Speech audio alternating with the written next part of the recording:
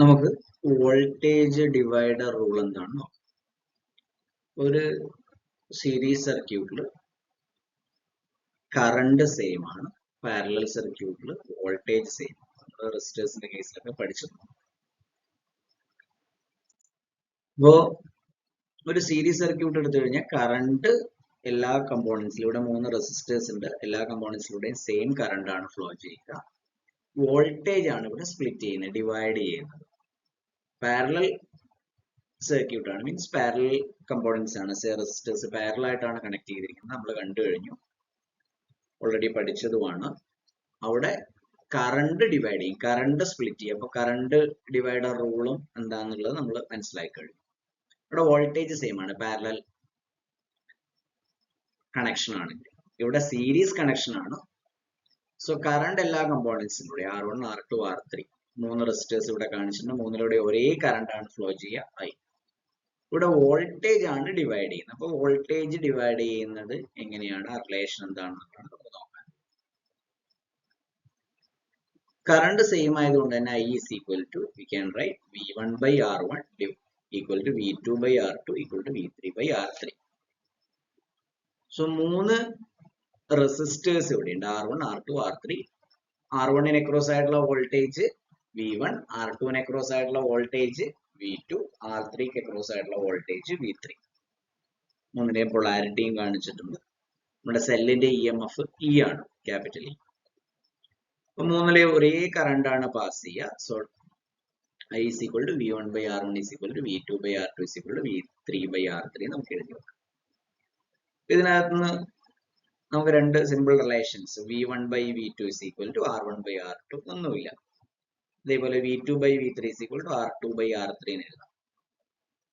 അപ്പൊ നമുക്ക് V1 അറിയെങ്കിൽ R1, R2 non ആണെങ്കിൽ നമുക്ക് V2 കാൽക്കുലേറ്റ് ചെയ്യാൻ പറ്റും. അതിന് കറണ്ട് ഒന്നും കിട്ടേണ്ട ആവശ്യമില്ല. അതുപോലെ V2 ഉം V3 അതിനകത്ത് ഒരെണ്ണം നോൺ ആണെങ്കിൽ നമുക്ക് മറ്റേ വോൾട്ടേജ് കണ്ടുപിടിക്കാം, പ്രൊവൈഡഡ് റെസിസ്റ്റൻസ് വാല്യൂസ് ആണ് നോൺ. ഇതൊരു സിമ്പിൾ റിലേഷൻ ഓംസ് ലോ വെച്ചിട്ട് നമുക്ക് എഴുതി വെക്കാം. അപ്പൊ സെയിം സർക്യൂട്ട് തന്നെ അതിനകത്ത് നമുക്ക് എന്ത് എഴുതി വെക്കാം, ടോട്ടൽ വോൾട്ടേജ് KVL അപ്ലൈ ചെയ്ത് കഴിഞ്ഞാൽ total voltage is equal to EM of the cell. അതിന് ഈക്വൽ ആയിരിക്കും E is equal to V1 plus V2 plus V3 equal to IR1 plus IR2 plus IR3 or I into R1 plus R2 plus R3. ഈ R1 plus R2 plus R3 എന്ന് പറയുന്നത് R series ആണ്. Series കോമ്പിനേഷനിലെ effective resistance അല്ലെങ്കിൽ total resistance ആണ്. So E is equal to IR series എന്നൂടെ നമുക്ക് എഴുതി വെക്കാം. 4 റെസിസ്റ്റേഴ്സ് ഉണ്ടെങ്കിൽ പ്ലസ് ഒരു R4 കൂടെ വരും. N റെസിസ്റ്റേഴ്സ് ആണെങ്കിൽ പ്ലസ് അപ് ടു Rn വരെ വരും. So I is equal to E by R series, E divided by R series എന്നൂടെ നമുക്ക് എഴുതാം. Again I is equal to V1 by R1 നമ്മൾ നേരത്തെ കണ്ടു. I is equal to V2 by R2, I is equal to V3 by R3. So I is equal to E by R series equal to V1 by R1 equal to V2 by R2 equal to V3 by R3 നമുക്ക് എഴുതി വെക്കാം. So I is equal to E divided by R series അല്ലെങ്കിൽ R total. അപ്പൊ നമുക്ക് R1 across ആയിട്ടുള്ള voltage drop calculate ചെയ്യാൻ വേണ്ടിയിട്ട് നമുക്ക് ടോട്ടൽ കറണ്ട് തന്നിട്ടുണ്ടെന്ന് വിചാരിക്കുക. നമ്മൾ തൊട്ട് മുന്നേ പറഞ്ഞത് V1 അല്ലെങ്കിൽ V2 അറിയെങ്കിൽ V1 കണ്ടുപിടിക്കാം, or V2 അറിയെങ്കിൽ V1 കണ്ടുപിടിക്കുന്ന പോലെ V1 അറിയെങ്കിൽ V2 കണ്ടുപിടിക്കാം. അതുപോലെ V3 ഏതെങ്കിലും ഒരെണ്ണം അറിയെങ്കിൽ തൊട്ടടുത്ത വോൾട്ടേജ് ഡ്രോപ്പ് നമുക്ക് കാൽക്കുലേറ്റ് ചെയ്യാൻ നമ്മൾ നേരത്തെ പറഞ്ഞു. ഇപ്പൊ നമുക്ക് ഓരോ വോൾട്ടേജ് ഡ്രോപ്പും തന്നിട്ടില്ല, പകരം നമുക്ക് ടോട്ടൽ കറണ്ട് ആണ് തന്നിരിക്കുന്നത് എന്ന് വിചാരിക്കുക. EMF അറിയാം സെല്ലിന്റെ, റെസിസ്റ്റൻസ് വാല്യൂസ് നോൺ ആണെന്ന് വിചാരിക്കുക. അപ്പോൾ voltage drop across resistance R1 is V1 equal to IR1 ആണ്. I തന്നിട്ടുണ്ടെങ്കിൽ I is equal to, അല്ലെങ്കിൽ E തന്നിട്ടുണ്ട്, R നമുക്കറിയാം, R സീരീസ് നമുക്ക് കാൽക്കുലേറ്റ് ചെയ്യാം. So IR1 is equal to E divided by R series into R1. R series എന്താ, R1 plus R2 plus R3. So E divided by R1 plus R2 plus R3 into R1. Similarly, voltage drop across resistance R2 is V2 is equal to IR2. I is E by R series. So IR2 is equal to E by R series into R2. Similarly, V3 നമുക്ക് calculate. ഇങ്ങനെയാണ് voltage divide ചെയ്യുന്ന proportion അല്ലെങ്കിൽ ratio നമ്മൾ calculate ചെയ്യും. ഒരു simple example നമുക്ക് നോക്കാം. 3 resistors തന്നിട്ടുണ്ട്.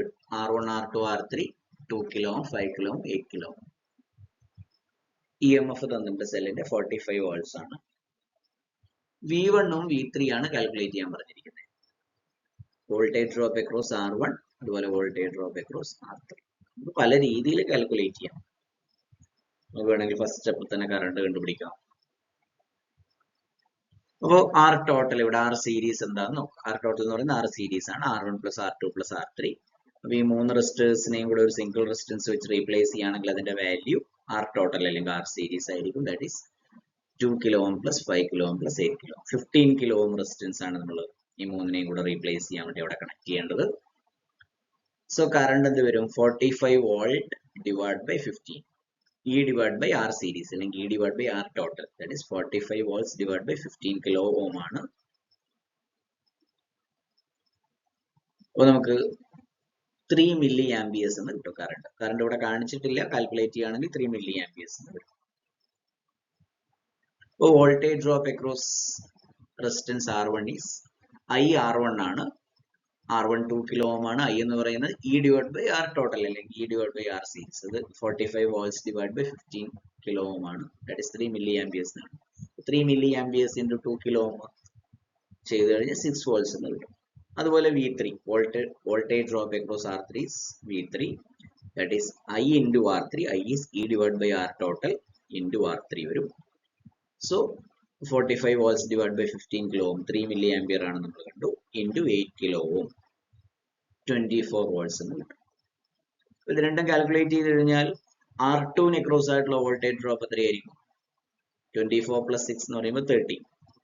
ടോട്ടൽ 45. അപ്പോൾ KVL അപ്ലൈ ചെയ്ത് കഴിഞ്ഞാൽ 45 - 6 - 24 എന്ന് കിട്ടും. 15 വോൾട്സ് എന്ന് കിട്ടും. 15 വോൾട്സ്.